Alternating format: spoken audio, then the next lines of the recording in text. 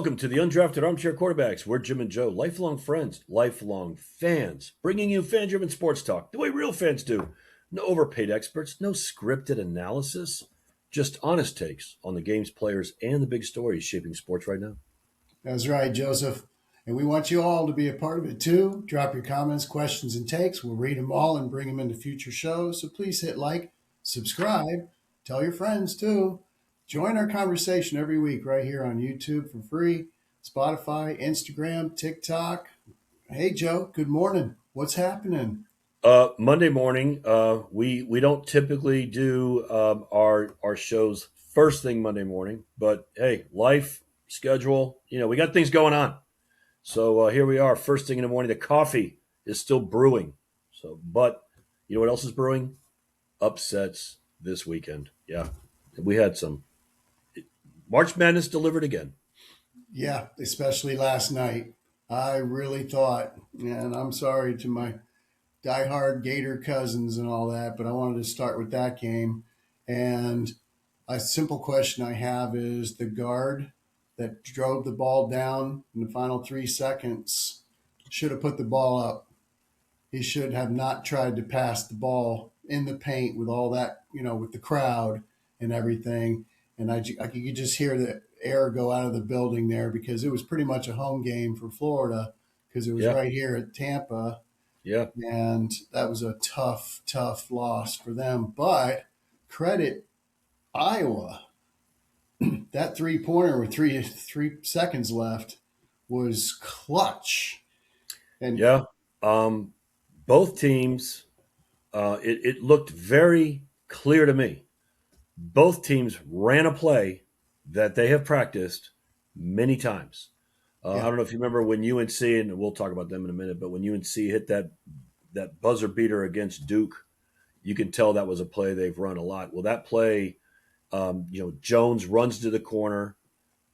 Even the inbound, I don't know if you remember, but the inbound pass was thrown like a football pass. The guy was on full blown on the run when he caught it, was able to get up the court pretty quick.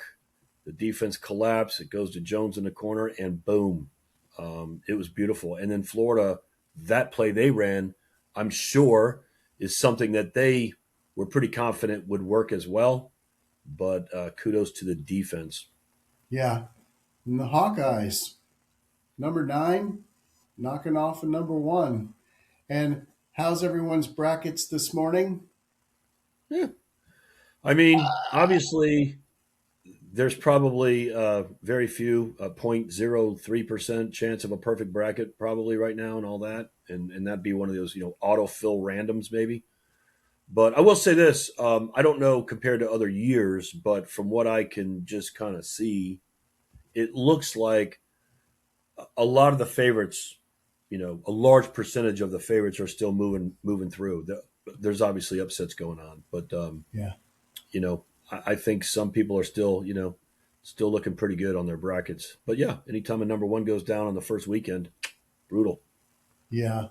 And then the next thing at the top of my head that I've got to mention is the coach for St. John's. Who's that? Yeah, I think Rick it's somebody we probably Pitino. know.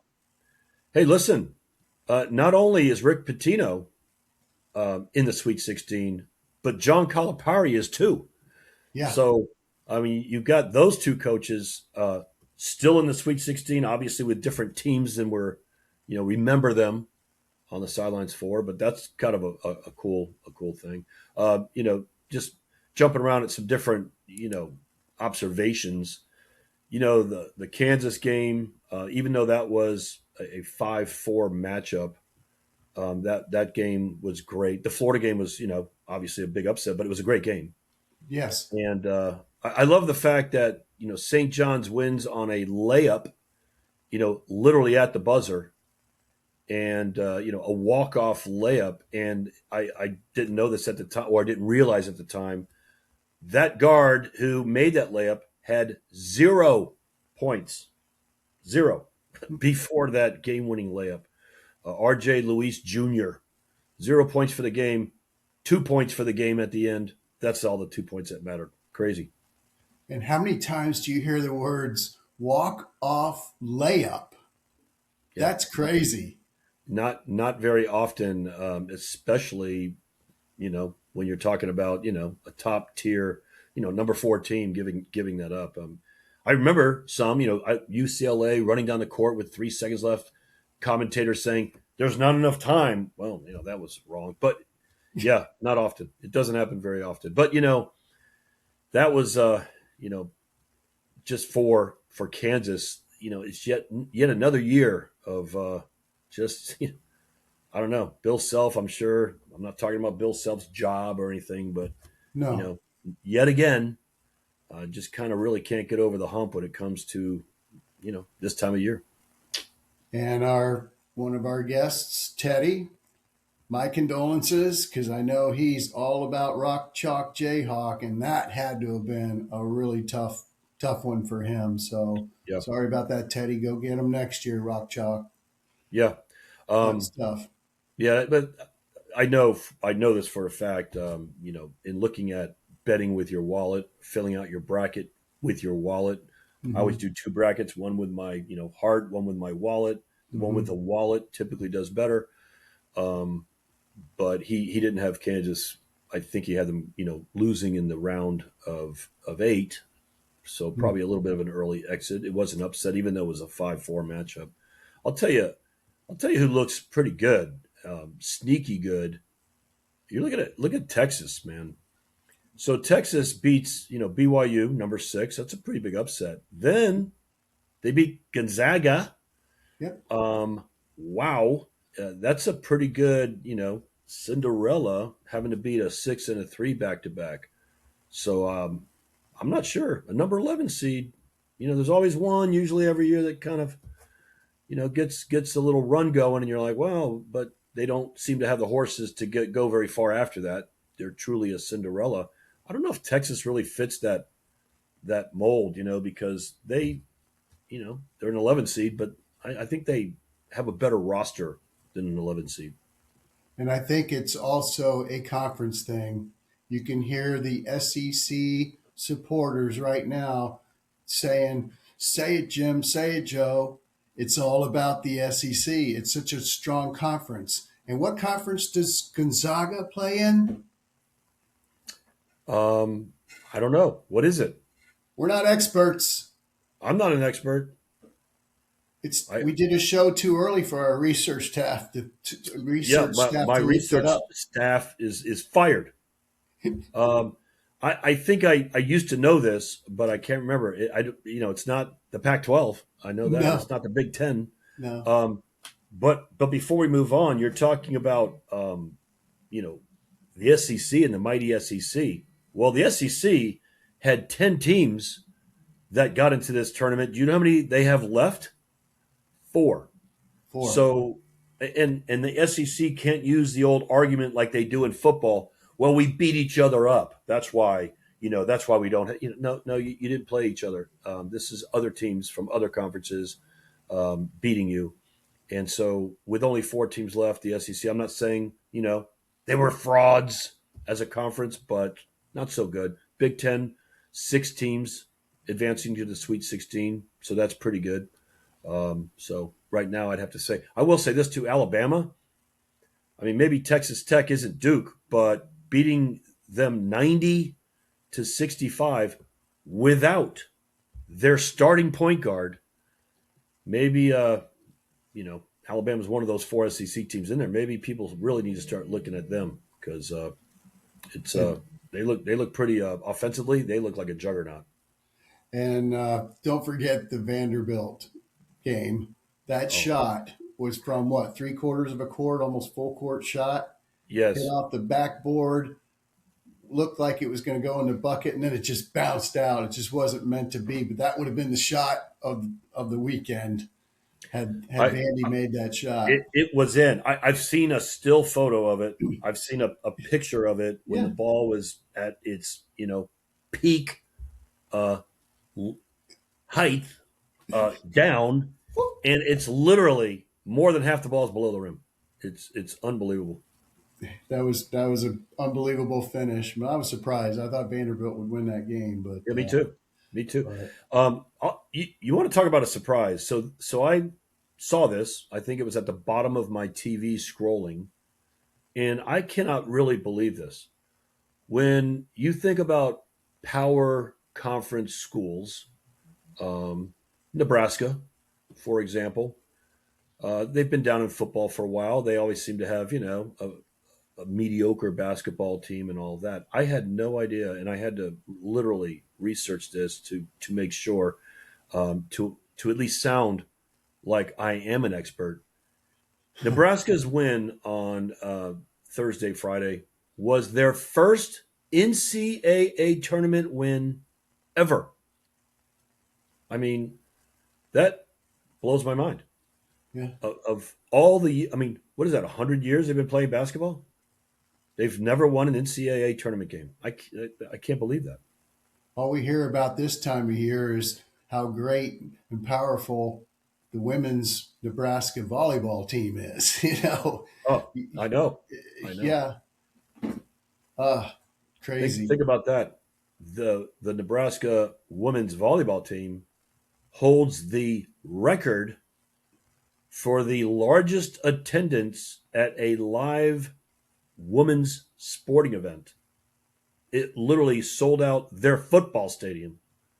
That's crazy. Maybe they should have a couple of those players on the basketball team. Well, not this year, but in previous years. We'll have to write that down. See if we can send them a note. Yeah. Yeah. Well, I'm gonna close out my thoughts on the NCAA tournament with a couple of points. UNC. People don't know. Love my Hurricanes. When I grew up in the 70s, the Miami Board of Regents voted to kill Miami's basketball program. Football barely survived, by the way. And so when we grew up, University of Miami had no basketball program. So, back then it was not a real big deal growing up in South Florida, college basketball. But when I joined the Marine Corps in 1980, guess where I was? In North Carolina. I quickly learned, and by the way, that was 80 through 84. In 82, we know who won the national championship, Dean Smith with Michael Jordan and Perkins and those guys. And then, of course, in 83, the famous Jim Valvano running around looking for someone to hug, major upset. So I became locked into college basketball in a big way. I happened to latch on to North Carolina, went to a lot of the games in Old Carmichael Auditorium. Dean Smith reminded me of Don Shula in a way. Not only did they look similar, but just the way they went about their business. Class act, yeah. It's kind of funny. I actually ran into him one time out somewhere, and I think the guy smoked 3 packs a day because, boy, he reeked. But anyway, there's an old trivia question. Who is the only person to hold Michael Jordan under 20 points a game? And the answer, Dean Smith.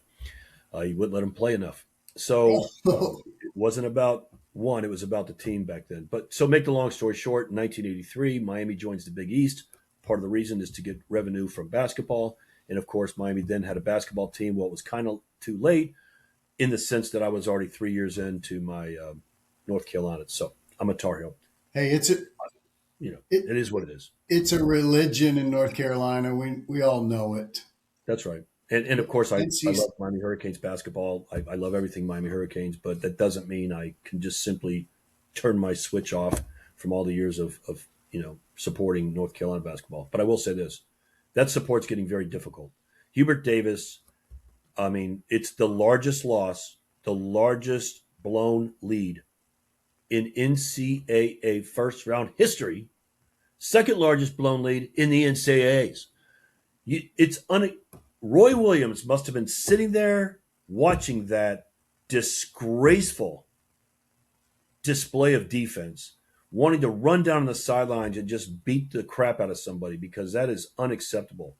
And especially when it was a one-man wrecking crew from VCU scoring all the points. Sorry, one guy you got to cover here. It was unacceptable. I can't believe Hubert Davis is not fired yet. And I'll leave with one more thing. Don't forget how Hubert Davis started his career at North Carolina. He got handed the Ferrari known as Roy Williams team, took them all the way to the championship game against Kansas, and had a 16-point lead in the second half against Kansas for the championship and blew that lead. So this isn't the first time. Listen, I don't care who you are. North Carolina's compared to Duke. You just are. And you should be. If you look at the numbers, they're like this all the way in their history.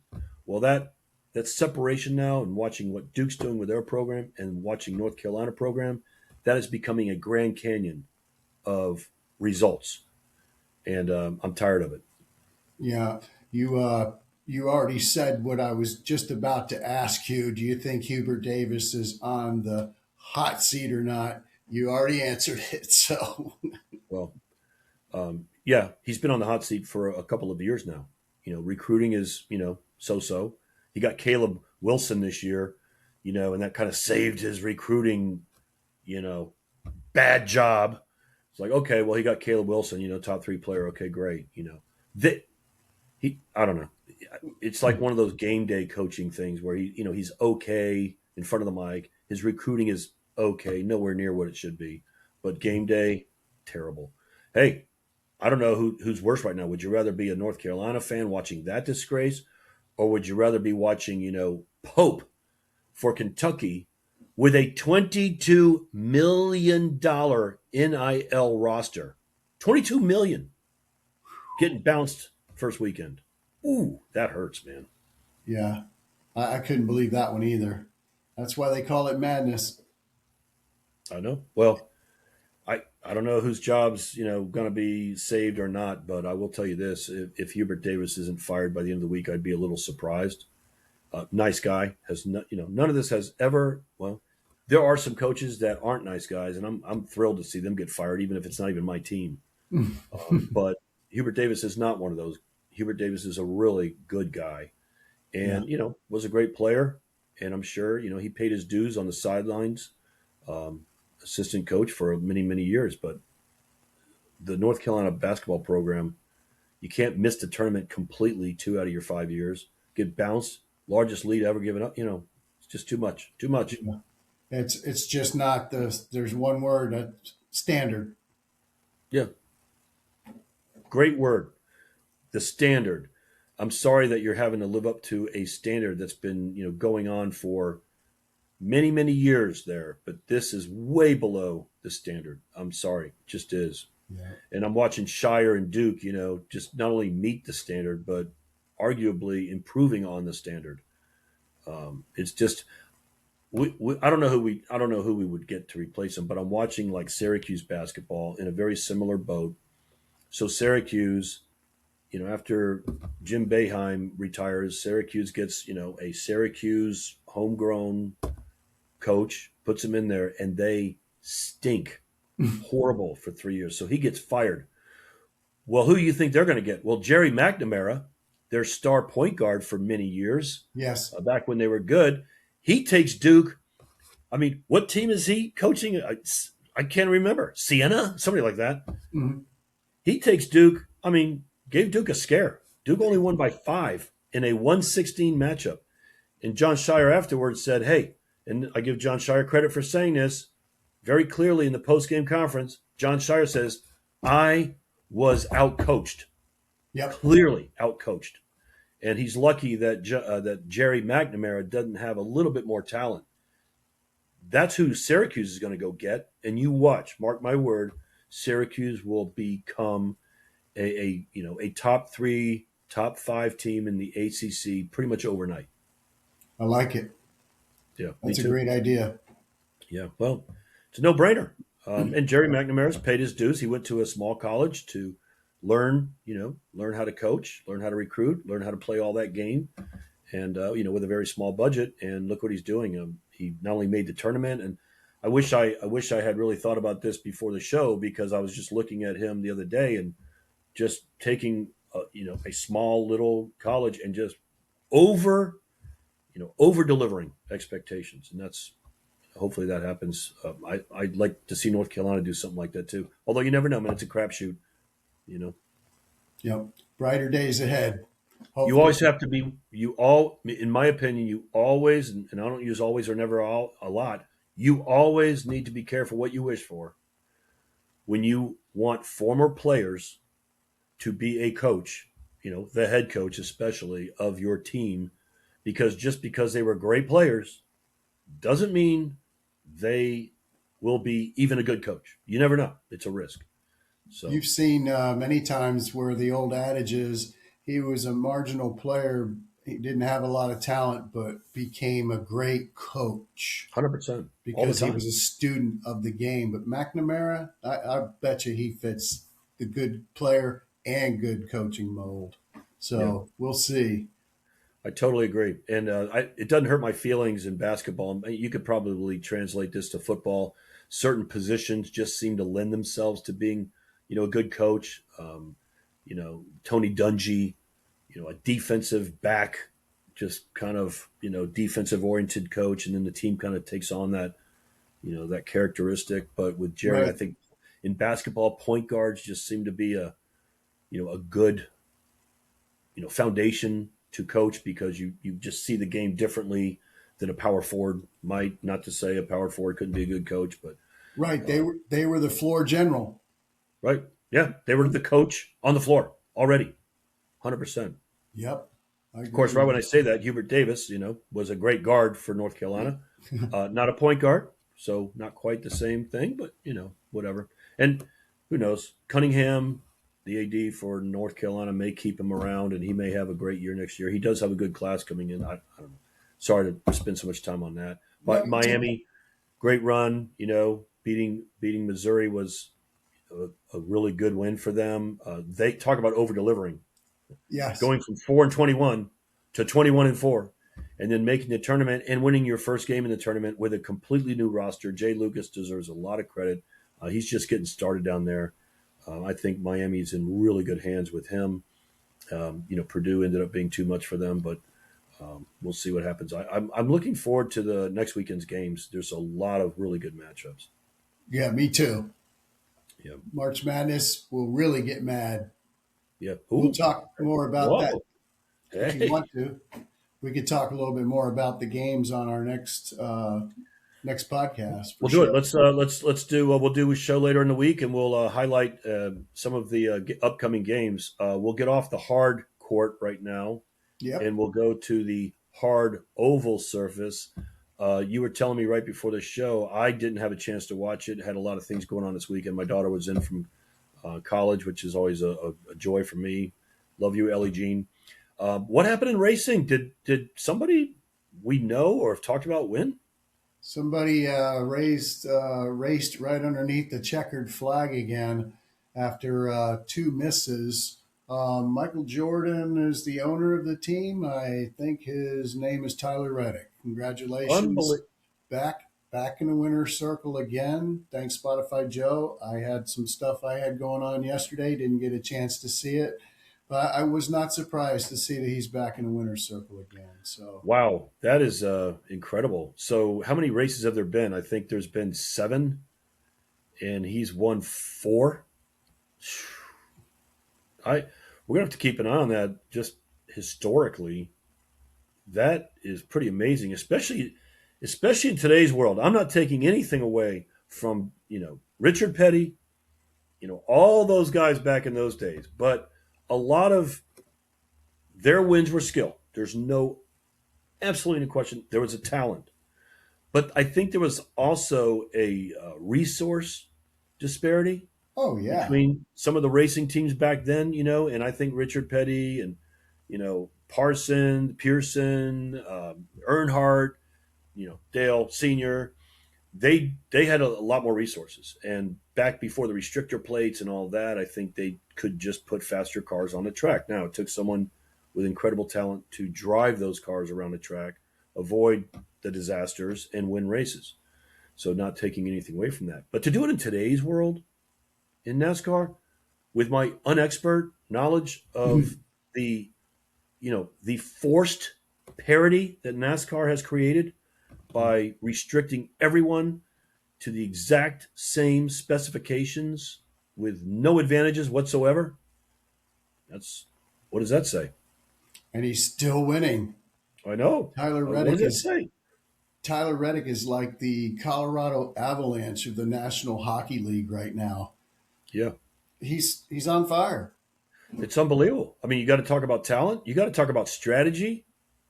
You got to talk about a little luck. When you watch these races, man, just one, one bad choice by another driver, Yeah. and your race is over. So you're getting a little bit of luck, but I'm sure it's just like any other sport when these people keep winning. They always seem so lucky. Well, maybe they make their own luck. You know what I mean? Yeah. Maybe it's not just waiting for luck, but they're making luck happen. Tyler Reddick, man, that's what a stud. It's unbelievable. Yeah. Yeah. That's fantastic. And and unlike a lot of other sports, it's a different track. Every race, Yep. every single race is a different layout, a different surface, Yep. different weather. Yep. So you're really it's amazing.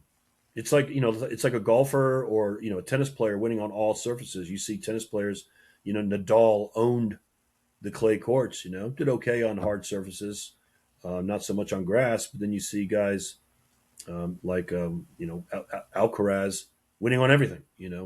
So Hmm. same thing with Reddick. That's cool, really good. Yeah. Yeah. And then speaking of different surfaces, maybe we move to back to the golf course. There's Yeah, going on. I would Wow. love I would love to mention something about live golf. I'm Yeah. not really sure. I'm not really sure about live golf sometimes. I loved it when it first came out. I loved watching it. It was hard to find. I don't know if you remember, but they didn't have any TV contracts. They're on CW now. Okay. But before that, it was only streaming. But I kind of liked it a lot. There was a lot of energy. The fans were encouraged to be vocal. There was music blasting from the clubhouse. Oh Um, yeah. as more and more stars joined live, it became even more fun to watch. And then it reached kind of a lull. Well, I don't know really why, but my own interest, just in watching it, just seeking it out to watch it, kind of diminished. I don't know, maybe the novelty wore off. I'm not sure, but compared to like watching a PGA major, I seek that out. I'm not going to miss the TPC, for example. I really wish I kind of watched Live this weekend because, and that was all a lead up to this. Live for the first time ever played in South Africa. Yeah, we're talking about in South Africa, so Johannesburg. It was a big deal. I didn't realize it at the time. I think I read somewhere they were there. I didn't think much of it until I realized it was a really big deal to have a sporting event in South Africa at all. Over 100,000 fans attended this tournament at Southern Guards Golf Club, and it was. If you get a chance, anybody out there, get a chance, just go Google it and watch some of the videos coming from it. Bryson DeChambeau won in a playoff over John Rahm, but that was not even close to being the story. Good for Bryson. The story was Team South Africa. Louis Oosthuizen, Carl Schwartzel, Brandon Grace, and Dean Burmester. There were a couple of times on the course that the entire fan base started singing their South African anthem, national anthem, as they were about to tee off. There's one hole there they call the party hole, really rowdy, kind of like 16 at the Waste Open. And I mean, it was really, I kind of got teary eyed. I'm not kidding.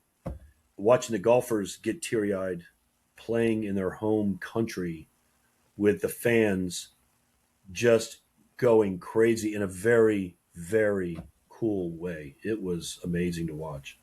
I will have to check that out. Yeah. By the way, it's estimated that the golf tournament brought in $800 million to the local city and town, economic boom for them. And then, live as an individual and a team sport. Well, it's funny. The home team, South Africans, they lost. They came in second by one stroke. So it was actually the crowd was going crazy there in the last few holes. So, anyways, a very very interesting thing to watch. One stroke. Yeah, Ah, yeah, it was crazy. The congrats to 17th hole, Bryson. the Lions Den. Got just Google the Lions Den and watch that. Talk Okay. about crazy. It's cool. Thank you. I will. Yeah, it's good. Well, I can't wait to talk more basketball later on this week. I think it'll. I think it will deliver again. And one last thing I wanted to mention is I noticed this morning, Wednesday night is the Major League Baseball season opener, and it's an interleague opener. The New York Yankees at San Francisco Giants. Oh, thank you Two for more that because days. thank you. Opening the real games start. I love it. It made me think of the old Yankees Giants games when they'd meet at Polo Grounds. Well, I would read Okay. about it. I don't remember that. I was going to say I don't think we went to too many games there. I think remember the original wall, the home run wall was like actually people. Like Yes. it was like 500, 700 feet back, but people would form like the wall. Yeah. There'd be like a gapper, and people have to move out of the way like a golf ball when it runs into the fan. Hey, I just noticed something. Look at my shirt. My shirt collar was out. What the Oh, heck? You beautiful. didn't tell me? Well, the research Oh, there staff we is go. off. Oh, should we start the show over? Cosmetic show. Yeah. Well, hey, that just goes to show you. Listen, we the show must go on no matter what. First thing Monday morning. Come on, give me a break. All right. Well, listen, that was fun to talk about NCAAs. Can't wait to talk about it later on this week. So stay tuned for that Yes. episode. And for now, that's it for this episode of the Undrafted Armchair Quarterbacks with Jim and Joe. Thanks for checking us out and hanging with us for some real fan-driven sports talk. And please don't forget, your comments are a big part of the show. We just ask you to subscribe right here for free on YouTube, Spotify, Instagram, and TikTok. Love having you. Thanks again for all the comments. Have a good week, everybody. March Madness coming up, baseball coming up. Woo! Love it. All right, my friend. We'll see you later on this week. Have a good week. Don't work too hard. Oh, wait. Never mind. I forgot. See ya.